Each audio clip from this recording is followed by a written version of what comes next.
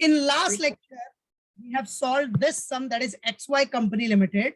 Liquidator final statement of account बना रहे थे हम लोग, and we have solved till here, that is asset realize तक हमने कर लिया था. चलो after that, उसके बाद क्या करना है, आ जाओ.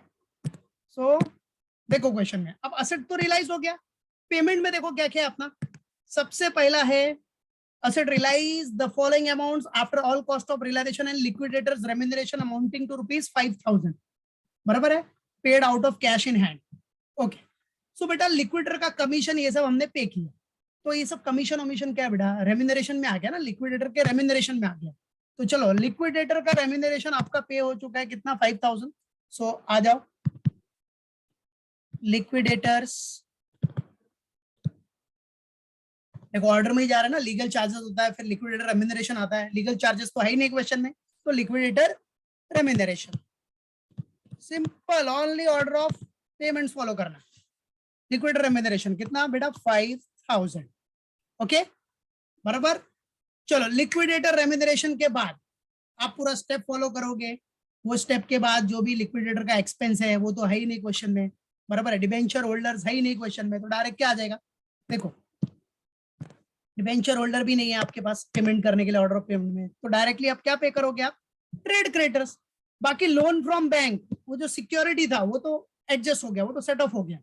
स्टॉक पे सिक्योरिटी था, वो ऑटोमेटिकली अपना सेट ऑफ हो जाएगा, कोई टेंशन नहीं है. फिर उसमें से भी जो सरप्लस आया 10,000 का, तो स्टॉक बेचने पे 1,10,000 आया था, तो सरप्लस आपने कैश के डेबिट में कर दिया, वो सब हो गया था. चलो तो अभी बेटा डिबेंचर होल्डर भी नहीं है, तो बचा क्या अपना trade creditors. What is there now, trade creditors. तो ट्रेड क्रेडिटर कितना बेटा, 3,50,000. तो चलो सो कैश काफी है अपने पास फिलहाल के लिए. फिर by trade creditors, trade creditors को पे करोगे, क्रेडिटर्स को, बराबर है, जो लाइबिलिटी है. सो ट्रेड क्रेडिटर कितना है बेटा, 3,50,000. बराबर कितना बेटा, 3,50,000. ओके, अब ट्रेड क्रेडिटर्स के बाद क्या आएगा बेटा, अब किसको सेटलमेंट करोगे आप, मेंबर्स को, और तो कुछ है नहीं, तो मेंबर्स. मेंबर्स में प्रेफरेंस शेयर होल्डर को पहले सेटल करोगे और फिर इक्विटी को. इक्विटी में दिख रहा है अपने पास दो है, सो प्रेफरेंस एंड देन इक्विटी. चलो अब उसको सेटलमेंट करने के लिए आपको वर्किंग नोट करना पड़ेगा, क्योंकि मेंबर्स का सवाल आ गया ना. तो कितना कैश है आपके पास, अवेलेबल है क्या पे करने के लिए, वो देखना पड़ेगा. तो उसके लिए आपको सबसे इंपॉर्टेंट वर्किंग नोट करना है. आ जाओ, अब देखो आप इधर देख सकते हो, you can see here, you all can see here that cash availability is this much. कितना है, 40,168, 2,30,000 और 10,000, इतना अपने पास कैश अवेलेबल है. बट उसमें से 3,55,000 तो माइनस हो गया, बराबर, 3,55,000 तो चला जाएगा. तो बचा कितना कैश, अवेलेबल कितना है, वही सब अपने को वर्किंग नोट में करना है. आ जाओ. सो सबसे मेन वर्किंग नोट है बेटा ये, वर्किंग नोट नंबर 1, बराबर है क्या बेटा, वर्किंग नोट नंबर 1. ओके, तो वर्किंग नोट नंबर 1 में आपको दिखाना है पहला डेफिशिएंसी कैलकुलेशन करोगे. डेफिशिएंसी तो होना ही है, नॉर्मल सी बात है, क्योंकि कैश उतनी अवेलेबिलिटी है नहीं अपने पास. सो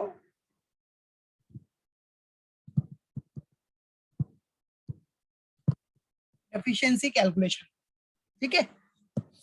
और समझो अब आपके पास देख रहे हो, आपके पास कैश ही कितना अवेलेबल है, पेमेंट कितना हो गया, कैश देख रहे हो, पेमेंट देखो, बराबर है. कैश बचना भी तो चाहिए शेयर होल्डर को पे करने के लिए, एकदम कम कैश बचेगा और शेयर होल्डर्स की लाइबिलिटी बहुत ज्यादा है, तो डेफिशिएंसी होना ही है, कॉमन सी बात है. और यू कैन राइट डाउन, अगर नहीं पता चलेगा तो डेफिशिएंसी स्लैश सरप्लस कर सकते हो. चलो, सो डेफिशिएंसी कैलकुलेशन में सबसे पहले अमाउंट रिक्वायर्ड, मेंबर्स के लिए कितना अमाउंट चाहिए, ठीक है.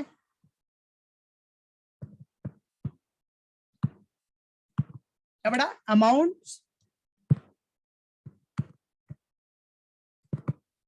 Required, right.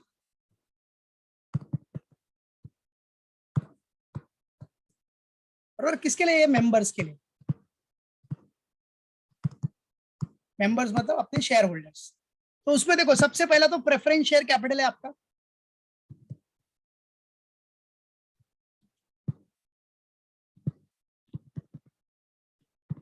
Preference share capital. तो प्रेफरेंस शेयर कैपिटल के लिए कितना चाहिए अपने को, देख लो इधर। प्रेफरेंस शेयर कैपिटल को कितना पेमेंट करना है अपने को, कितना है लायबिलिटी 1 लाख। फिर इक्विटी शेयर कैपिटल का इधर कितना है 2 लाख। फिर इधर भी इक्विटी शेयर कैपिटल है 1,50,000। बट इसमें देखो एक एडजस्टमेंट भी है इधर नीचे। Calls on partly paid shares were made but the amount due on 200 shares was found to be irrecoverable. ठीक है, चलो तो वो करेंगे। पहले जो जो है वो दिखा दो। ये 1 लाख हो गया। देन अपना equity share fully paid up वाला,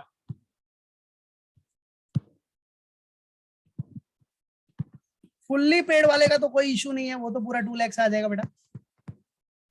that will be 2 lakh, right है, फुल्ली पेड। देन उसके बाद after that equity share partly paid.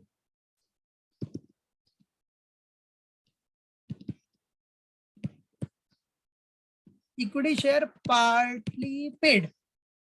अब इधर देखना, पार्टली पेड में क्या रहेगा, देखो इधर, अभी पार्टली पेड ही है ना बेटा।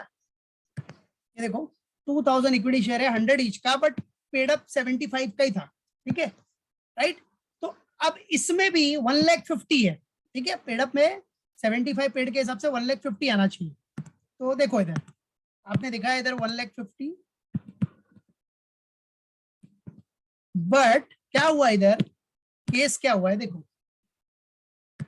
सी, calls on partly paid shares were made but the amount due on 200 shares, but जो amount due था 200 shares पे, कितने shares पे, 200 shares पे, was found to be irrecoverable, right है, वो irrecoverable था। मतलब जो भी था ना बेटा, ये 2000 into 75 150 आना चाहिए था, बट उसमें से 200 जो शेयर्स थे, 200 होल्डर्स जो थे जिन्होंने 200 शेयर्स होल्ड किया है, जो भी होल्डर है, वो एक शेयर होल्डर भी हो सकता है, 2 भी हो सकते हैं, 3 भी हो सकते हैं, 4 भी हो सकते हैं, मतलब टोटल 200 शेयर्स जिन्होंने होल्ड किया है उन लोग ने पैसा नहीं दिया।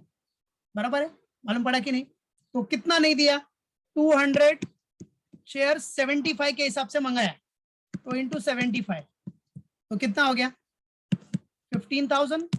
कर लो कितना ही आ रहा है, कैलसी में कर लो मल्टीप्लाई, 200 इंटू 75 15,000। तो 15,000 तो आया नहीं, तो 1,50,000 में से 15,000 माइनस करो। ठीक है, इसका मतलब कितना, पार्टली पेड में भी कितना अपना क्लियर ड्यूज है, क्लियर ड्यूज है 1,35,000, 1,35,000 क्लियर है।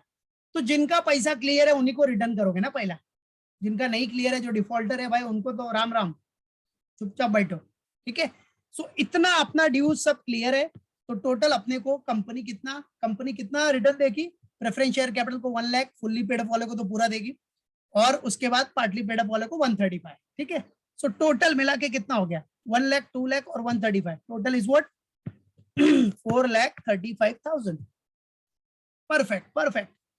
चलो अब देना, लाइबिलिटी है 435 की, बट देखो तो सही कैश कितना अवेलेबल है। तो चलो अवेलेबल कैश, तो इसमें से क्या करना, कितना हम पे कर सकते हैं, बराबर है। सो लेस करना है अवेलेबल कैश। सो अवेलेबल कैश के लिए आ जाओ, क्या करना है अपने को ये बनाया ना इधर, ये पूरा प्लस करो पहले, कितना आ रहा है 40,000 प्लस 168, बराबर है, पूरा प्लस करो। 40,000 है प्लस 168 है प्लस 2,30,000 प्लस 10,000, कितना आया 448 आ रहा है, चेक करो 448, बराबर है। तो इधर का आया 448, मतलब कैश डेबिट में है 448 अवेलेबिलिटी, बट उसमें से माइनस भी तो हो गया। यस वेरी गुड श्वेता, उसमें से माइनस कितना हो गया 350 और 5, 355 तो निकल भी गया ना बेटा, है कि नहीं। चलो तो माइनस 355। सो अपने पास अवेलेबल कितना बचा भाई, 448 में से 355 निकल गया, तो कैश कितना बचा शेयर होल्डर्स के लिए, सिर्फ और सिर्फ 93,000। ओ माय गॉश, ओनली 93,000 का कैश बचा, और ड्यूज कितना है, देना कितना है 435, बच कितना रहा है सिर्फ 93। इसका मतलब क्या हुआ, जो बैलेंस आया, balance is what, 3,42,000। Oh my God, कहां से देगा इतना, बराबर है। तो ये देगा कहां से, तो ये हो गया अपना डेफिशिएंसी।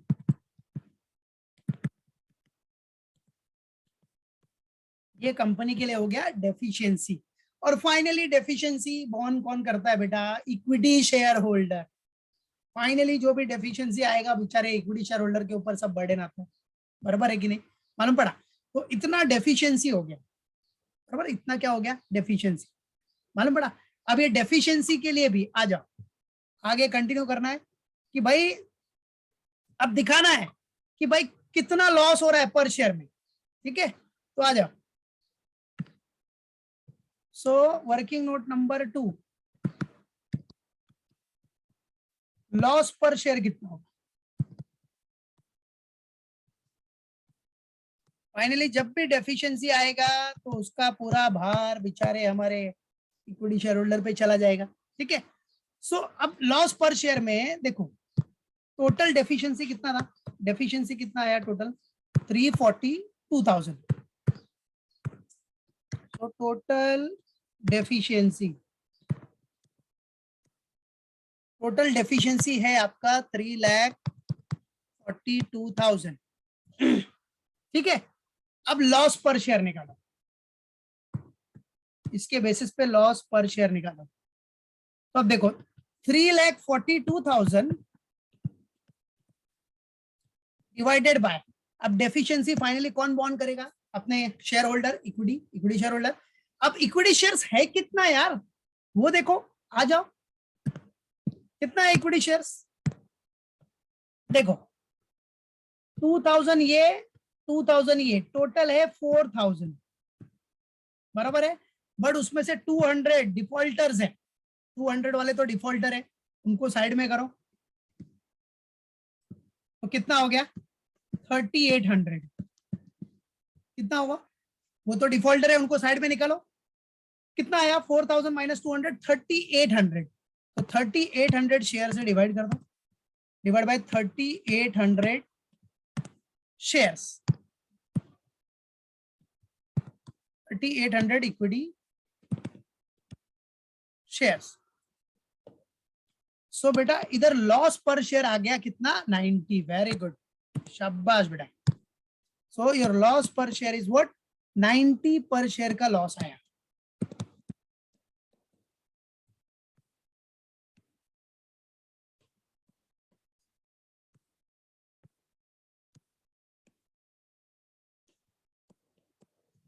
सो लॉस पर शेयर इज व्हाट बेटा, 90, बराबर है। 90 पर शेयर का लॉस आ रहा है, याद रखो कितना, 90 पर शेयर का लॉस आ रहा है, ठीक है। अब कंपनी क्या करेगी, चलो 90 पर शेयर का लॉस आ रहा है ना, अब कंपनी को क्या करना पड़ेगा, तो दिखा दो, एक सेंटेंस दिखा दो, देयरफॉर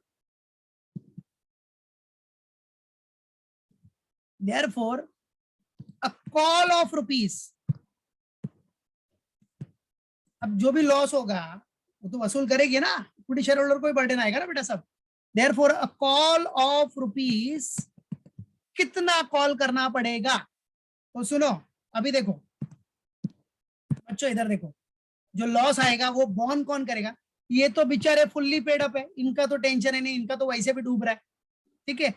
बट जो फुल्ली पेड अप नहीं है, इधर तो 75 पेड अप है ना सिर्फ, तो भाई अब आपको पता है कंपनी में लाइबिलिटी लिमिटेड होती है, मतलब जितने का आपने शेयर खरीदा है फेस वैल्यू उतना आपको देना ही पड़ेगा कंपनी को, any how at any cost, चाहे कंपनी कितना भी डूबे, तो 100 रुपीज तो देना ही है आपको, यू हैव टू पे, बराबर है। इधर कितना पे हुआ है, लेकिन 75 पेड अप हुआ है, तो कंपनी क्या करेगी, 25 रुपीज का है ना अभी कंपनी के पास कॉल, वो रिजर्व कैपिटल में है ना 25 रुपीज का, क्योंकि 100 में से तो 75 पेड अप हुआ है, तो कंपनी 25 का कॉल करेगी, बराबर है। लेकिन बट पूरा 25 तो आएगा ही नहीं, क्योंकि अब क्या होगा इधर, therefore a call of rupees, इधर देखो अब कॉल करेगी कितना कंपनी, इधर देखना ध्यान से कि अपना लॉस कितना पर शेयर आया, 90, कितना पर शेयर आया लॉस, 90, तो 90 के हिसाब से, बराबर है, 90 के हिसाब से वो कंपनी क्या करेगी, पैसा कलेक्ट करेगी। तो 90 का लॉस आया, ध्यान देना बेटा, 90 का लॉस आया। पेड अप कितना था? 75 तो पेड अप कर चुके हैं लोग, तो बचा कितना? 15। तो 15 का कंपनी क्या करेगी? कॉल करेगी कि भाई 15 रुपया दे दो भाई लोग, 15 रुपया दे दो फटाफट। 90 का लॉस आया है, इसलिए आपका 75 पेड अप है, तो 15 रुपीज का डिफरेंस आ रहा है, तो फटाफट सब लोग 15 रुपीज अपना दे दो। और कितने शेयर होल्डर देंगे? 2000 में से तो 200 तो डिफॉल्टर है, वो तो वैसे भी नहीं दे रहे थे, ठीक है। तो 1800 जो शेयर होल्डर्स है उनको 15 के हिसाब से देना पड़ेगा। तो बस इधर ही दिखा दो, that is therefore a call of ₹15 bracket में शो कर देता हूं मैं को। 15 कैसे आया? 90 का लॉस था, बट उसमें से पेड अप ये लोग पहले से 75 पेड अप हो चुका है, बराबर है। 15 पर share, 15 per share. Therefore, a call of ₹15 per share will be made. Will be made on how many shares? 1800 shares. On 1800 shares. बराबर है, ये कॉल करेंगे। अब सुनो, अब बच्चा, अब क्या बोला आपने? लॉस हुआ है 90 का, 75 पहले से पेड अप था, तो 15 रुपया ही मंगा रहे हो इन लोग से। तो बेचारे ये लोग तो नाराज हो जाएंगे ना, बोलेंगे ये तो गलत बात है, मतलब हमने पूरा पेडअप करके गलती किया क्या? हमने पहले से पूरा फुल्ली पेडअप कर दिया 100 रुपीज, तो हमने गलती कर दिया क्या? नाराज हो जाएंगे ना ये बोलेंगे उनसे पूरा 25 रुपया लेना था ना आपको, 15 क्यों लिया? तो कंपनी बोलेगी ऐसा ऐसा है, डेफिशिएंसी आया, इसके बेसिस पे 90 रुपीज का आ रहा है लॉस, तो हमने 90 माइनस 75 करके 15 रुपया लिया। तो ये शेयर होल्डर क्या बोलेंगे? ऐसा थोड़ी होता है। तो कंपनी बोलेगी यस हमको पता है ऐसा नहीं होता है, आप टेंशन मत लो, आपका फुल्ली पेड अप है ना, आपने 100 दिया है ना, तो हम 90 के हिसाब से कैलकुलेशन करेंगे, हमारा लॉस 90 है, तो हम आपको 10 रुपया रिटर्न करेंगे।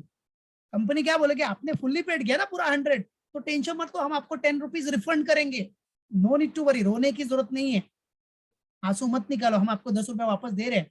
तो फिर इधर इस केस में क्या होगा? जो फुल्ली पेड है उनको 10 रुपीज रिफंड हो जाएगा। 2000 शेयर है, सबने फुल्ली पेड अप किया है, तो 90 का लॉस हुआ है, तो 90 का लॉस ही काउंट होगा। तो इन्होंने जो 100 रुपीज पूरा दिया है, बराबर है, पूरा 100 दिया ना, तो 10 रुपया रिफंड करो ना उनको। जब लॉस 90 का है पूरा पर शेयर, तो इनका जो 10 रुपीज है वो तो रिफंड करो, क्योंकि इन्होंने तो 100 पूरा पे किया, तो इनको 10 रुपीज रिफंड हो जाएगा। सो आ जाओ, वही सेंटेंस हम इधर दिखा देंगे एक और। सो क्या दिखाना है अपने को? व्हाट? एक सेंटेंस, छोटा सा सेंटेंस दिखा दो। ये हो गया 1800 शेयर्स, रिटर्न ऑफ क्या? Return of what? ₹10 पर शेयर। अब 10 कैसे आया पता है ना?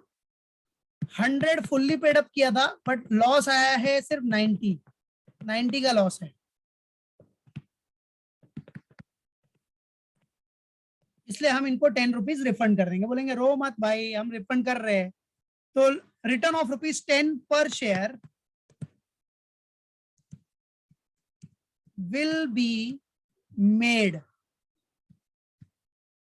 will be what beta? Made, बराबर, will be made on the to the holders of, to the holders of, कितने हैं वो?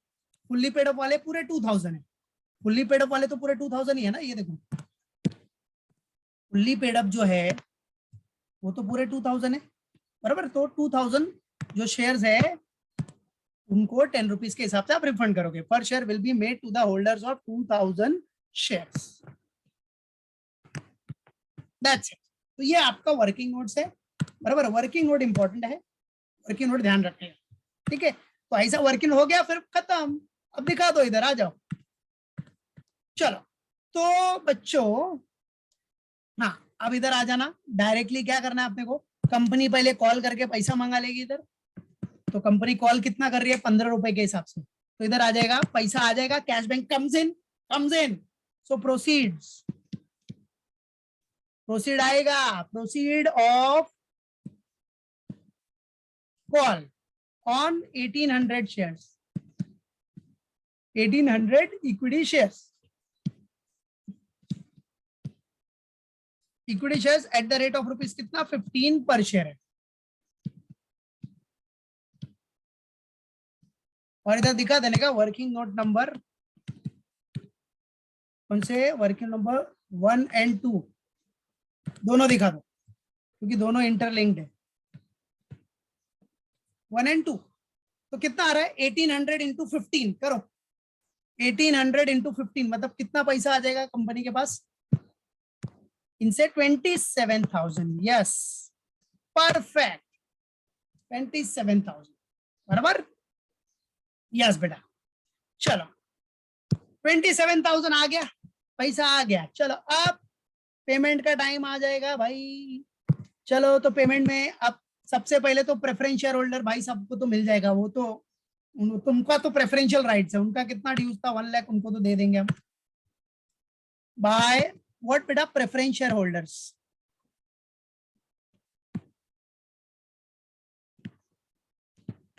कितना था ड्यूज उनका 1 लाख बराबर है। कितना है ड्यूज 1 लाख। अब बचा क्या इक्विटी।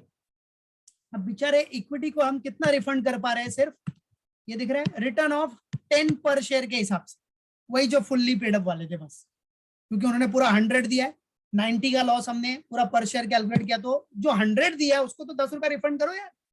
ऐसा अन्याय क्यों कर रहा है, तो ऐसा अन्याय नहीं करेगी company.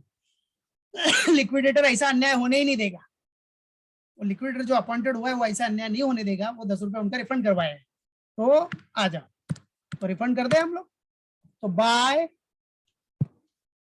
Equity share holders, by equity